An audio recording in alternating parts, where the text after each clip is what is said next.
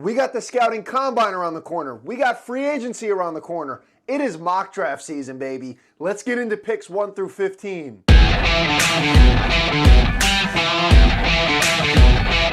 Kenny C back in the huddle to break all of that down. Picks 1 through 15, mock draft 1.0 coming at you right now.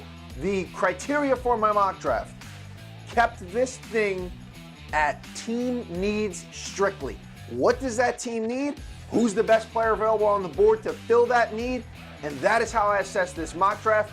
Hit that subscribe button because part 2, picks 16 through 32, will be on the way sometime next week. You will want to lock in for that. I encourage everybody to hit the comment section below as well. Give me your thoughts as we go along.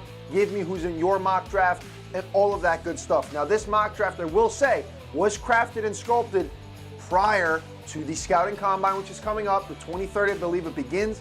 26th is when they actually start the on-field stuff, and free agency, which begins on March 9th.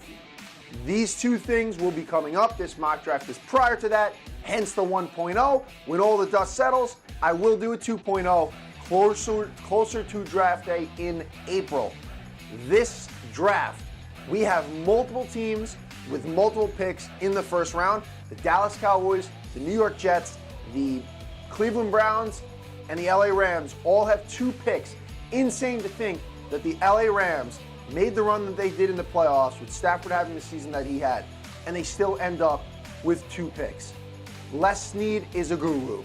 Let's get into the number 1 overall pick in this draft, the Raiders, the Las Vegas Raiders. The last time that they had the first overall pick was when? 2007, and who did they take? One of the biggest busts in NFL history in quarterback Jamarcus Russell out of LSU. But this time around, I don't think this guy will be any sort of bust, and I think he will actually prosper with new head coach Clint Kubiak holding the reins.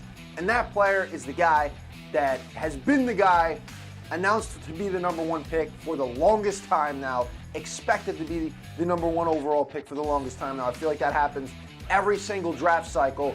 You get a guy that, all right, yeah, he's definitely going to go number 1. And that is Fernando Mendoza out of Indiana, the prototypical quarterback, 6'5", 225, Heisman winner, won the Natty, all the heroics in that national championship game against Miami. This guy has the guts and the grit to get it done. Everybody says one of his biggest knocks is that he can't improv too well. He's a pocket passer. He's not going to make those plays with his legs for you. Well, he showed in the Natty on 4th and 5 with 9 minutes to go. He will put the team on his back if need be and dive across the end zone to where they're now probably going to put a statue outside of the Hoosier Stadium. But Fernando Mendoza has all of the intangibles to be a great quarterback. Elite accuracy stands out. That is coming off the page at you. This is a guy that can thread the needle. He had a 68% completion percentage when all was said and done, so he's efficient, but his accuracy is really otherworldly, and that's his biggest, probably his biggest attribute coming into this draft. 39 touchdowns since 2024 in the red zone. So you talk about efficiency, he's going to get it done with Ashton Genty. They're going to make it happen. Brock Bowers, woo, that connection is going to be a sight to see, and you can tell from his days at Cal Berkeley, 2023, 2024, with no offensive line. I mean, his offensive line was abysmal, very limited weapons as well.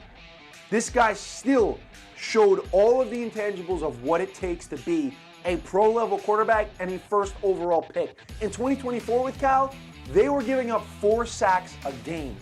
That offensive line was horrific, and he was still able to make it happen and still able to make his talents scream at you on the tape. 8,247 passing yards, 71 touchdowns to 22 interceptions for his career in college.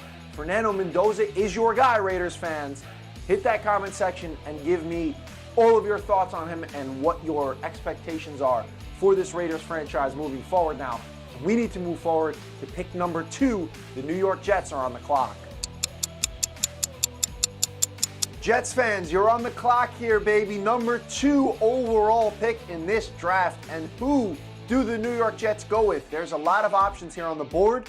The New York Jets have plenty of needs to fill, like the Raiders, they finished their season 3-14. Now another season of Aaron Glenn at the helm. They brought in Duker as their defensive coordinator, but this is Aaron Glenn's team. This is Aaron Glenn's defense. And why not go? You have plenty of stuff to address in free agency. They have, I believe, the 4th most cap space, so you could do some damage. But you need DB, linebacker, defensive line, edge, quarterback, wide receiver. All around, both sides of the ball, the Jets have some team needs. But if I'm Aaron Glenn, I'm going with a dude who's a surefire tackler and a guy that will bring his heart and wear it on his sleeve every single game. Could be the next David Harris. I'm talking about Arvell Reese out of Ohio State, the linebacker, and I think that that's where this team will go. This is the direction they will go. Muji will not miss out on a guy like this. This is a guy who played under Matt Patricia at Ohio State. Matt Patricia breeding some really awesome guys in this draft. Caleb Downs and Sonny Styles, to name a couple more. This defense was buzzing last year. James Laurinaitis, the linebackers coach at Ohio State, a former Ohio State Buckeye himself, and a great one at that, a 3-time All-American, a tackling machine, and he carried that into the NFL with the Rams, the St. Louis Rams at that time, 2nd-round pick in 2009, Laurinaitis was, and he surely coached up this kid Reese because he is a stud. He is a surefire tackler, a guy that's going to wrap up. He does not whiff often. If you watch the tape, it comes off of the screen at you like, wow, this kid can do a range of things. He can fill the A-gap. He can come off the edge. He's also an efficient off-ball linebacker. He flies around the field, 69 tackles, 10 for a loss, 6.5 sacks in 2025. He's got great sideline-to-sideline speed, fantastic run defender. This guy's ability to recognize, all right, the ball's going to the running back, I'm going downhill like I don't even know, like a piranha coming at its prey in the water, a pack of piranhas just meeting their prey immediately with that much speed. That's what Arvell Reese offers you. This guy he can be a hybrid linebacker for you. Your Mike, your Will, he can do it all. I think this is a great pick for the New York Jets here, and a guy that can fill the second level for them and be a leader on that defense for years to come. This is a guy with immense talent. Go out and get him. If you're Muji, take this dude. Let's move on to pick number 3. The Arizona Cardinals are on the clock. The Redbirds on the clock here, and they have to shore up that offensive line. They also need a quarterback because Kyler Murray's tenure with the Cardinals is all but pretty much done. The running back position, they could also address here. But when you go out 3 drafts ago and you get a guy at 6'6", 325 out of Ohio State in Paris Johnson Jr. to man your left side of the line, and you got 2 guys departing in free agency potentially, Jonah Williams, an injury-riddled tenure in Arizona, and Kelvin Beachum, one of their guards. You want to go out there and you want to get an impact player, a guy that's going to be a bookend, that could be a bookend for years to come. And that's why it's a home run for me if you go with Francis Mauigoa out of Miami. 3-year starter, 6'6", 335, 10 pounds heavier than Johnson Jr., a mauler. You watch the film, this guy absolutely ravishes opposing DNs, opposing edge rushers. Anybody that comes his way, he seems to be an impenetrable force, and that really stuck out to me. A guy who is well-balanced, built like a guard, but moves like a tackle. This is a Samoan that you cannot miss out on. His brother already plays in the league for the New York Jets. Francisco Mauigoa, the Jets took him last year in the 5th round. So you already have that NFL pedigree at the NFL level. Mauigoa, there's not much more to say. I mean, this is a guy that you cannot miss out on. You have to take him here if you're the Cardinals and you are serious about building an O-line for the future quarterback, Jacoby Brissett, or whoever that's going to be for this Cardinals team. You get your 2 bookends locked up, and you're well on your way to creating an offense with Maserati Marvin there that can hopefully do some damage for this Cardinals team. The Titans here at number 4 needing to make their pick, and they finished an abysmal 3-14, just like the Cardinals, the Jets, and the Raiders, but they do have a new regime. Mike Borgonzi is their new GM. He needs to make an impact selection here. He's only got 5 picks to do it in this draft. 5 out of 7 is what the Titans are working with. They got plenty of cap space to go out there and make some moves in free agency. They have a lot of positions to shore up. Running back, wide receiver, center, guard, edge, DB. The list goes on for these teams that are picking in the top 10. But I think that they should go out and with their premier pick here at number 4, Arvell Reese already came off the board. Bobby Saleh, defensive-minded head coach.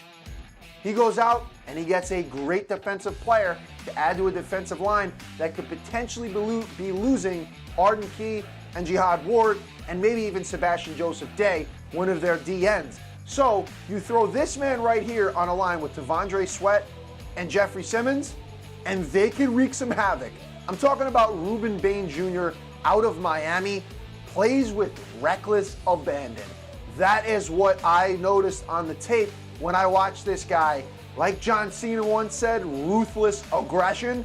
That is what we see from Ruben Bain Jr. And we saw it all throughout the season for Miami and into their playoff run to get to the national championship. He was wreaking havoc. Him and Akeem Mesidor, they were flying at quarterbacks. And Ruben Bain seemed to be everywhere all at once, making the right plays, right place, right time. He shoves tackles off of balance.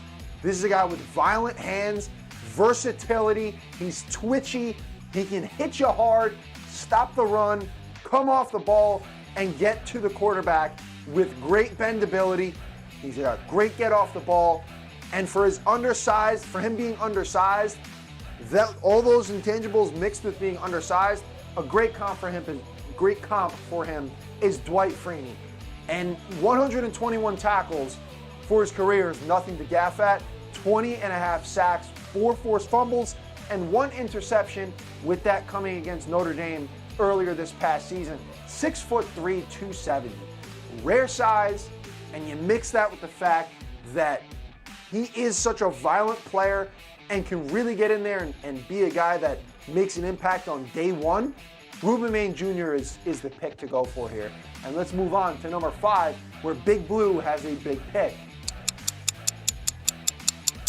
Big Blue with the big pick here at number 5. Joe Shane had a really solid draft last year. Can he continue his success into this season with this draft? Well, he needs to hit on this pick right here. The Giants have needs at wide receiver, along the offensive line at tackle, and at guard and DB. They're free agents. Jermaine Illuminor, I would bring him back. You shore up the right tackle position. You got him and Andrew Thomas, John Michael Schmitz manning the center position. You got your guards. Greg Van Rotten is a free agent.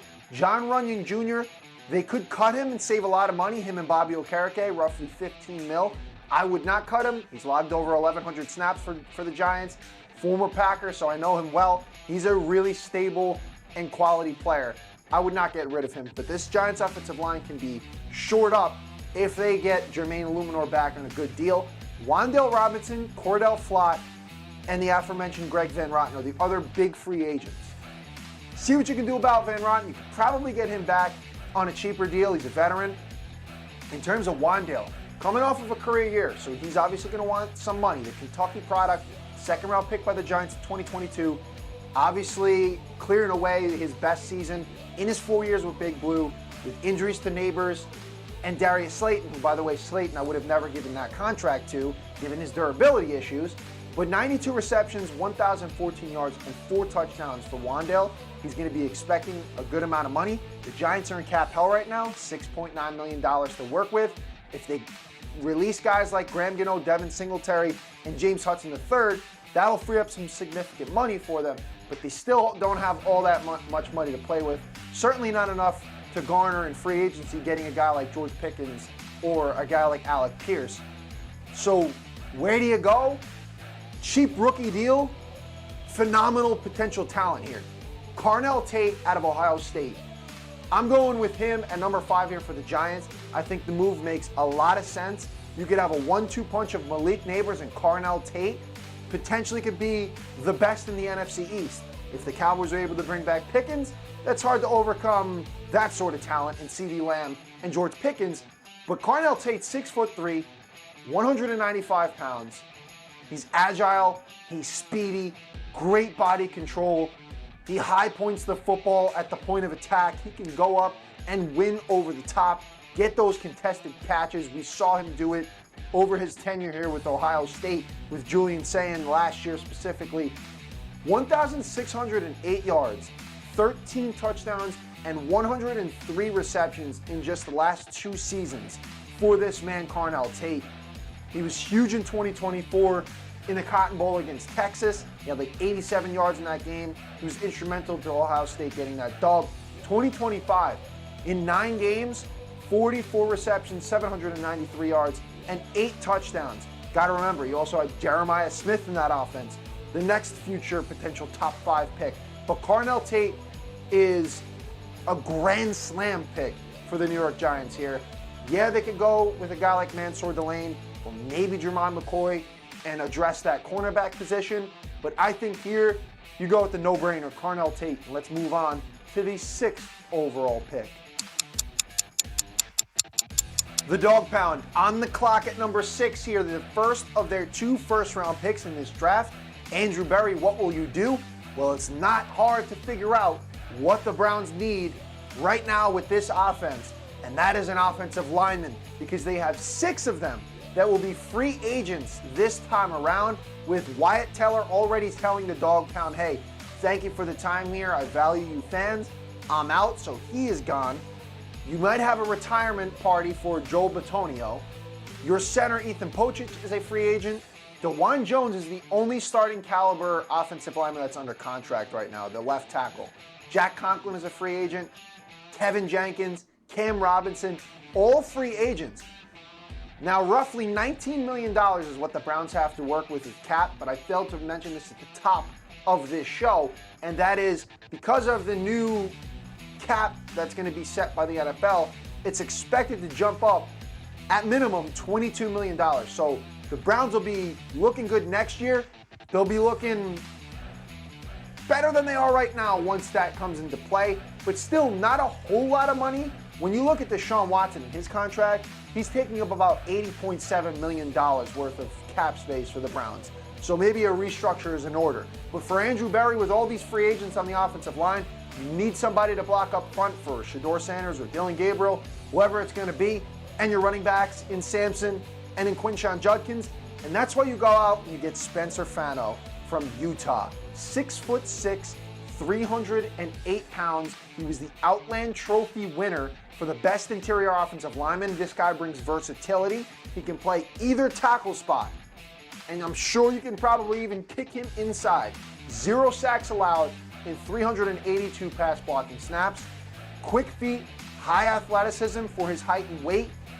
He's accustomed to a run blocking scheme. When you look at what he had with Kyle Whittingham at Utah, Todd Monken coming from the Ravens with Derrick Henry. He's going to want to run the football with Quinshon Judkins and Sampson.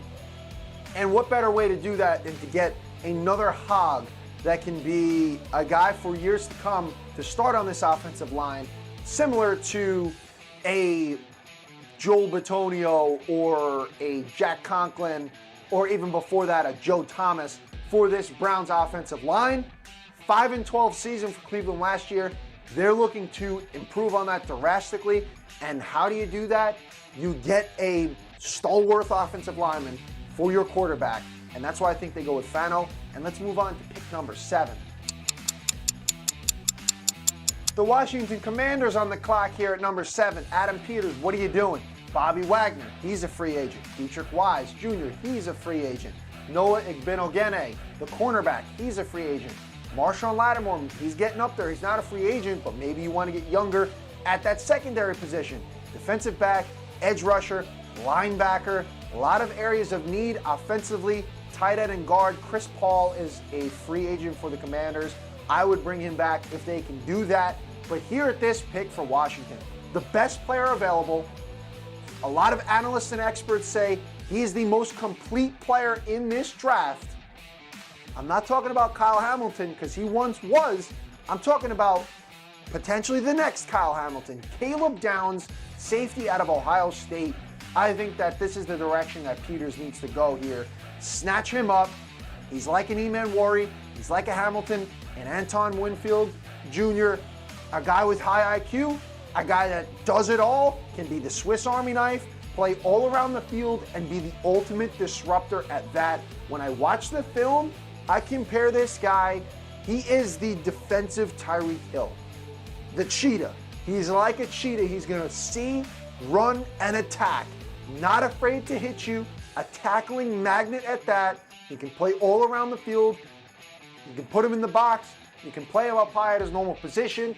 This is a guy who, on film, I'm gonna come after you, and you're hitting the turf. I am bringing you down. You are hitting the grass. 163 solo tackles for him, 10 passes defended, 1.5 sacks, 3 forced fumbles, and 6 interceptions over his 3-year career, starting with the Crimson Tide in Alabama and finishing his last 2 for Matt Patricia and Ohio State. Well, Matt Patricia last year, but Ohio State's defense, he was the pride and joy. Sure, you had Sonny Styles, and sure, you had Orville Reese, but Caleb Downs was the complete premier player and the leader of this defense. He's the best available on this board.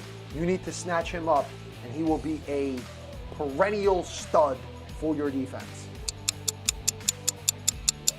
The New Orleans Saints on the clock, number 8. Who are you going with? Well, Mickey Loomis is no stranger to getting some quality first-round talent on the defensive side of the ball. Marcus Davenport, Sheldon Rankins, Marshawn Lattimore, to name a few. And when you look at the areas of need for the Saints, offensively, it's the guard spot, it's at wide receiver. Defensively, it's along that defensive line. They could also go with running back here. Jeremiah Love could be a potential option at this pick at number 8 for the Saints.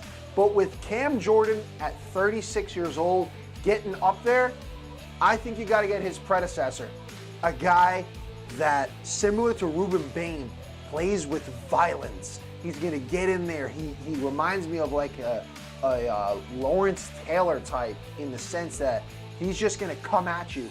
Now, Lawrence Taylor, I don't think was as quick as this guy in terms of short area burst, and that's what comes off the page here for David Bailey when you look at his film. 4-year starter, 3 years at Stanford for the Cardinal, and then last year Texas Tech really blew up with them. 76 tackles, 19.5 tackles for a loss, 14.5 sacks, 71 pressures, a 20.2% pressure rate, the best in the country. David Bailey, strong hands, he can get low, bend around these offensive tackles, and get in there and wreak havoc. And he's another dude, like a Ruben Bain, that's going to be around for a while in terms of making life hell for the quarterback. David Bailey is my guy here. He's explosive, he's fluid, he flows around the blocks. It's seamless. It's like putting butter on toast when it pops up for you in the morning. If I'm Mickey, I'm going with David Bailey here. And let's move on to number 9. The Kansas City Chiefs are on the clock. The Kansas City Chiefs, similar to the Saints of last year, finishing their season with a 6-11 record. Extremely underwhelming for Kansas City standards. So Brett Veach, how do you get this thing back on track? You got needs on the offense at running back and at wide receiver. Also along the offensive line at guard and tackle. Defensive line can use some reassurance. But what do you do with the quarterback and Patrick Mahomes coming off an ACL injury? You take the burden off of him. Eric Bieniemy coming back, the band's all back together. Steve Spagnuolo and Andy Reid, the three of them, the trio reunited again. It's a nice family affair here, right? You have an aging offense. You need an impact player that's going to take that burden, as I mentioned, off of Patrick Mahomes, and that's going to allow this offense to transform into something elite again. And how do you do that? You go out and you get a guy that I've been able to watch for the last 3 years. Love him to death. One of my favorite players coming out of Notre Dame, the Fighting Irish, Jeremiah Love, still on the board here at number 9, is a shock because of his sheer talent. But the Kansas City Chiefs, the rich get richer, they take him here. A young LeGarrette Blount 2.0 with his hurdle ability. A guy that plays with uncanny speed and has a phenomenal knack to catch the football as well in the receiving game. Elite vision, breaks tackles. He had 60 broken tackles. He also broke records He broke Jerome Bettis' single-season touchdowns from scrimmage record, which was 20 since 1991. He finishes with 21, 18 rushing touchdowns over the last 2 years with the Irish, 2,497 yards, 35 touchdowns. That's over 2 seasons. Just go watch the tape. Go watch the 94-yard run against USC. Go watch the spin move against Pitt. Jeremiah Love is the guy to go to here. And if you line him up as a wide receiver, opposing DBs wouldn't be able to tell the difference. That's how good of a receiving back this guy is. He's the complete running back prospect in this draft. And for a Chiefs team that has finished in bottom 3 this past season for runs of 10 yards or more and yards after contact per attempt, you want a guy that's yards after contact, you go out and get Jeremiah Love. Let's go to number 10. The Cincinnati Bengals, another failed season because of another year of not protecting their quarterback. Joe Burrow, yet another injury in now his going on 6-year career in Cincinnati. Duke Tobin, what are we going to do to address this, man? How many seasons do we have to go where we see Joe Burrow, your franchise guy, go down with an injury? The Cincinnati Bengals have needs along the offensive line for sure. Defense as well with Trey Hendrickson, Joseph Asai, they're both free agents. In the secondary, Geno Stone, Cam Taylor-Britt. So you could go defense with this pick. You could also address that here. 6-11 record last year. You want to do better because you picked it up towards the back end, but if you want to compete in the AFC North, you got to protect your quarterback. And that's why I think they go with offensive line here in Olivavenga Iwone out of Penn State, the left guard. 6'4", 324 pounds. Some great size at the guard position here. A guy with great core strength, really solid technique, some stellar balance, 0 sacks, 4 pressures allowed all of last season. Prototypical guard frame.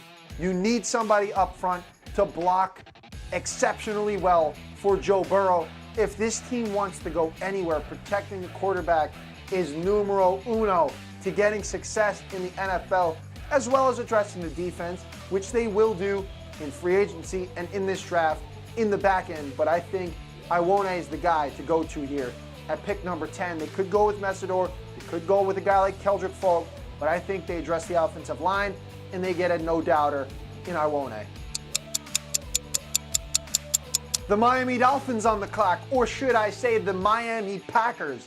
It used to be the Green Bay Jets, and now it's the Miami Packers. Why am I saying that? Because this is a Dolphins franchise that went ahead and plucked each and every core personnel from the Packers and brought them over to Miami. I'm talking about John Eric Sullivan as their new GM, Jeff Hafley, the standout defensive coordinator for the Packers, now their head coach, and the Packers linebacker coach, Sean Duggan, to be their DC. This is the Miami Packers, but MIA is on the clock, and they have a number of positions that they need to fill in the secondary specifically. Kader Kohou, Rasul Douglas, Jack Jones, they're all free agents for this Dolphins secondary. I would bring back Douglas because he had a really good season. The deepest position in this draft class is the cornerback position, and what better way to address this need than to go out and get the best cornerback in this draft, in Mansour Delane out of LSU. This guy played through a core muscle injury and still was lights out. He could go on to be one of the best instinctual cornerbacks of the last 5+ years. This guy plays with phenomenal anticipation. He is a press coverage specialist. And what did Jeff Hafley love to do in Green Bay? He ran a fair amount of man coverage. This guy's going to thrive in that sort of system. Smooth hips, great footwork, 6 foot, 190, the prototype for a cornerback. In 11 games last year, he had 35 tackles, 11 pass breakups, and 2 interceptions. This is a player with excellent ball skills and a player that will thrive in a Jeff Hafley defense. Mansour Delane is your guy, Miami, at number 11. Let's head on over to 12. The Dallas Cowboys on the clock. Jerry Jones at number 12 here, coming off of a 7-9 season. You got some free agents to sign, Jerry. Brandon Aubrey and George Pickens being the top 2 guys that I think you need to bring back. Javonte Williams had an exceptional season as a Cowboy last year. Maybe they consider bringing him back. Donovan Wilson, their safety. Jadeveon Clowney, he coming off an 8.5 sack performance for the Cowboys this past season. He might even have earned a payday. Kenneth Murray, the linebacker, I think Cowboy fans want out of here. So you have some needs to fill here. And what do?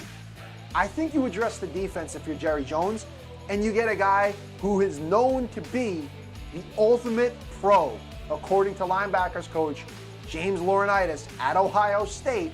I'm talking about the linebacker who went from safety to linebacker seamlessly at Ohio State, Sonny Styles. This is a do-it-all type of player. Because he was a safety, he's got that outstanding speed and solid coverage ability. He's a plus man cover talent. He knows what it takes to drop back and cover a player.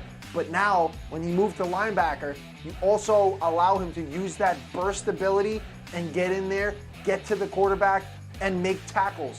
2024 and 2025 combined, 94 tackles for Sonny Styles, 7 sacks, 8 passes defended, 2 forced fumbles, and an interception. This is a guy who can be a weapon for the Dallas Cowboys defense and who has the versatility to be put at many spots on this defense at the second and third level. The Dallas Cowboys need to go out and get Sonny Styles at pick number 12. At number 13, we had a trade occur between the Falcons and the Rams that led to the Rams getting the first of their 2 picks in this first round. Let's head to it. Les Snead, you're on the clock here, the first of 2 picks in this first round. 13th overall, where do you go? Quarterback, Matthew Stafford's getting up there in age. I don't think this is the class, unless in later rounds you want to address the position.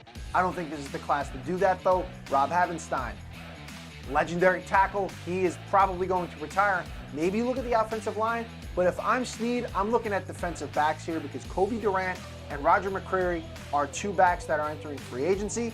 Your safety, Cameron Curl, is also a free agent, but they did just sign Quentin Lake on a 3-year deal in early January. Tyler Higbee is also a free agent. Maybe you think about Sadiq at this pick, Kenyon Sadiq out of Oregon. But if I'm Snead, I have the chance here where if his medicals check out, could arguably be the best cornerback in this draft. I'm talking about Jermod McCoy out of Tennessee.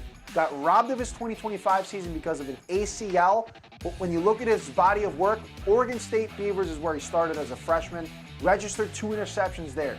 2024 was this kid's breakout campaign. All you got to do with the Tennessee Volunteers, all you got to do is go back and look at his game against one of the flashiest wide receivers in the country and a future first-round talent in Ryan Williams of Alabama. When he went up against him, 9 targets, 3 catches, 16 yards.